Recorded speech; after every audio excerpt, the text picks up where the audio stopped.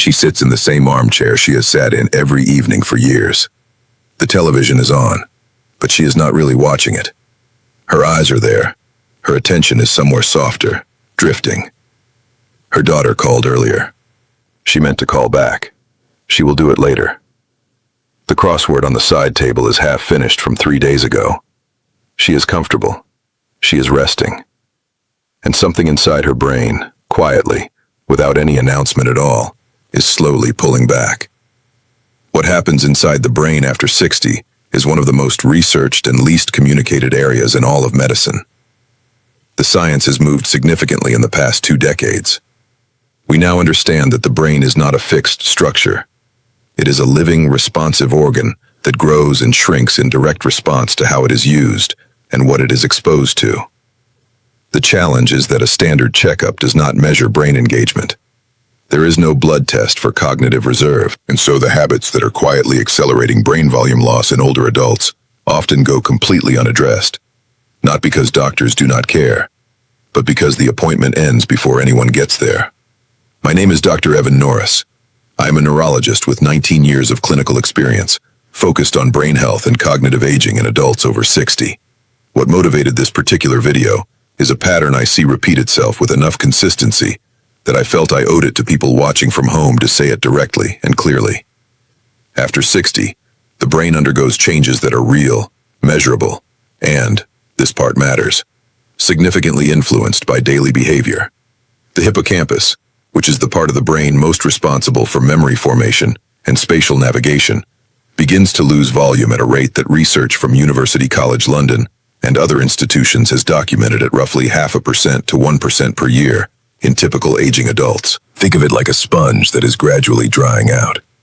It does not lose its shape overnight, but over years of insufficient stimulation and poor input, it compresses. The prefrontal cortex, which governs planning, decision-making, and emotional regulation, follows a similar trajectory.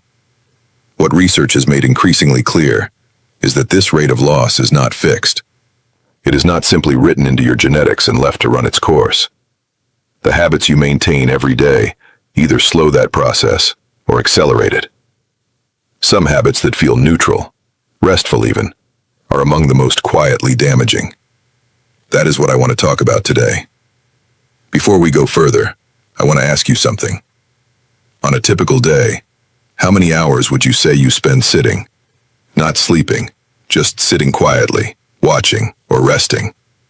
Type the number in the comments below. Just a number. I am genuinely curious what this community's days look like. The first habit I want to address is one that most people think of as harmless and even earned, and that is prolonged passive sitting, particularly in front of a television, with no other cognitive or physical engagement. Now, rest is not the enemy. Rest is necessary. What I am describing is something more specific. Extended periods, multiple hours each day, where the body is still and the mind is receiving input it does not have to do anything with. Television, in particular, is designed to hold attention without requiring the brain to generate anything. No problem to solve, no social cue to read, no physical movement to coordinate. When the brain is in this state for long stretches, the neural pathways that are not being used begin to thin. Think of them like trails through a forest. Walk them regularly, and they stay clear. Leave them untraveled, and the undergrowth slowly closes in. Research published in the journal PLOS One found that high amounts of sedentary screen time in older adults were associated with reduced gray matter volume in regions linked to memory and executive function. A patient of mine named Clifford, a man who had spent 30 years as an air traffic controller, one of the most cognitively demanding jobs imaginable, came to see me 2 years after retiring. His wife had noticed he seemed slower to follow conversations, quicker to lose his train of thought. His physical health was fine. When I asked about his days, he described watching television for 5 to 7 hours daily. The mental intensity that had defined his career was gone, and nothing had replaced it. We built a structured daily engagement plan, puzzles, reading with discussion, short walks, and within 6 months, his wife reported a meaningful difference. The practical fix: cap passive screen time and replace even 1 hour of it each day with something that requires your brain to produce, not just receive. A conversation, a game, creative project, a walk with a friend. The second habit is one that surprises people because it involves something that feels social and connected, and that is relying almost entirely on digital communication rather than in-person or voice conversation. Texting, scrolling social media, sending brief messages, these keep people in contact, and contact matters. But the neurological demands of in-person conversation are categorically different from the demands of reading and typing short messages. When you are face-to-face with another person, your brain is simultaneously processing their tone of voice, their facial expression, the emotional content of what they are saying, and formulating a response in real time. Multiple brain regions are active at once. The language centers, the social cognition networks, the emotional processing areas. Research from the University of Michigan has linked frequent, meaningful in-person social interaction with slower rates of cognitive decline in older adults. Text messages do not produce the same neurological workout. A woman named Adaze, a former interpreter who had been fluent in 4 languages and had spent her career navigating the most nuanced dimensions of human communication, came to see me in her early 70s after noticing that finding the right word had become effortful in ways it never used to be. She was not isolated. She was in constant contact with family and friends, but nearly all of it had shifted to messages and video calls, where conversations were brief and transactional. We talked about reintroducing regular in-person time, a weekly lunch, a walking group, any setting that demanded full social engagement. Language retrieval, she told me at a follow-up 6 months later, had become noticeably easier. The practical fix: protect at least a few interactions each week that are in person or at minimum on a live phone call. Not a voice message, not a text, but a real-time conversation where your brain has to work. The third habit is one of the most biologically significant and least discussed: chronic mild dehydration. Most people over 60 are mildly dehydrated much of the time, and most do not feel thirsty in a way that clearly signals it. The sensation of thirst diminishes with age. It is not a reliable indicator after 60, the way it is at 30. The brain is approximately 73% water.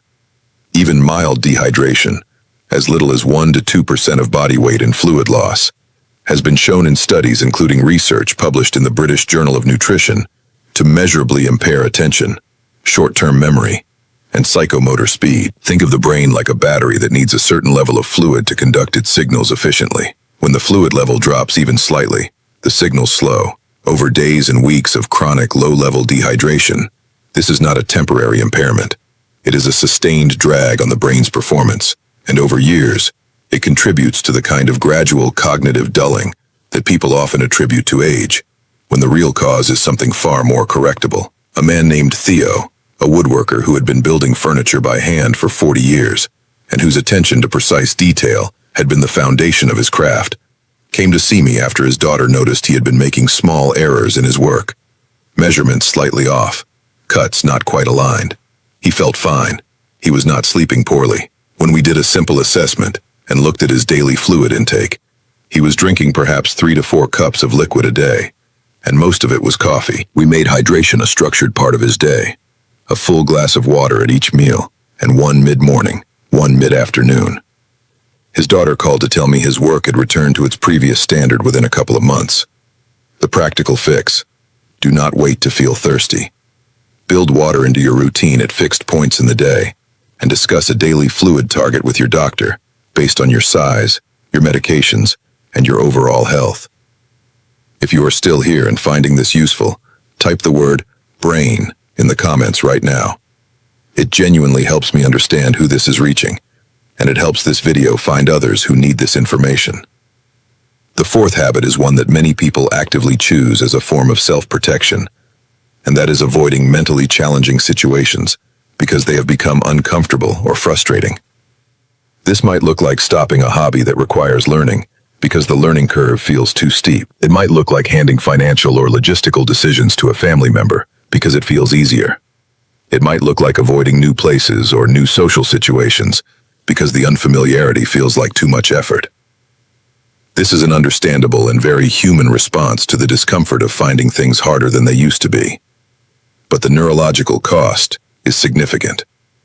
The brain builds and maintains its reserve, its capacity to absorb damage and still function, through the active use of complex cognitive skills. When challenge is consistently avoided, that reserve is not built.